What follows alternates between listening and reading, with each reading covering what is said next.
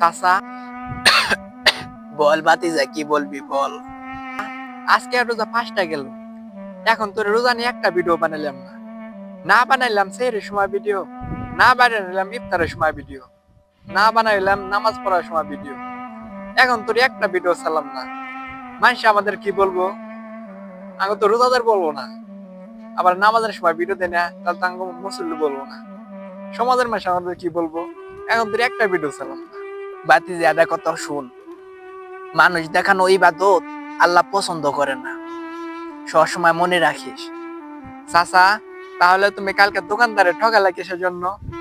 20 টাকার জায়গায় 15 টাকা দিলা কিসের জন্য? 20 টাকা সদাই নিয়ে 15 টাকা কিসের জন্য তুমি দিলা? তাহলে তোমার তো আল্লাহ দেখতেছে সব, তোমার তো আল্লাহ জাহান্নামে দেব। ভাতিজা, আমি নিজ দামে দিছি, আমার 15 টাকার সামান আমি 15 টাকায় দিছি। 20 টাকা ছিল আগে, এখন রহমতের মাস, রোজার মাস, এখন সৌদিরা ওরা 20 টাকা জায়গায় 15 টাকা দিছে, ডিসকাউন্ট দিছে। তাহলে চাচা, আঙ্গ বাংলাদেশে 15 টাকা জিনিস ব্যবসায়ীরা 30 টাকা নিয়ে বেছে। তাহলে বাতিজা শুন, 15 টাকা জিনিস 30 টাকা লিয়ে বেছে। রমজান মাসে শয়তান গো আল্লাহ সব বন্দি করে রাখে। শয়তানরা তার আগে করে কি, যাওয়ার আগে ব্যবসায়ী গো শয়তানি বুদ্ধি দেয়া যায়, তাহলে গরিবরা না ইফতার করতে পারে ভালোভাবে, তার লিগে ব্যবসায়ীরা দাম বাড়িয়ে দেয়।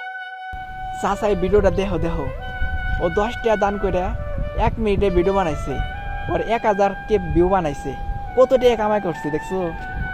তাহলে তুমি যেন ওই দিনকে একজন এত টাকা দান করলা, আমি ভিডিও করলে এনে হাজার হাজার ভিউ হইতো, আমি অনেক টাকা কামাই করতাম।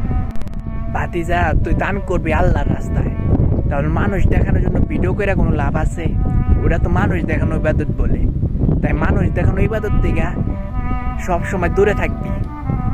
ভাতিজা, তোর একটা কথা কই, দান করার সময় চুপচাপ করে দান করবি, তাহলে সেও না বুঝে যে তুই তারে কত টাকা দিলি বা তারে কি দিলি, এই সমস্ত সে জানি না বুঝে। ওইটা হলো আল্লাহর রাস্তা কবুল হয়।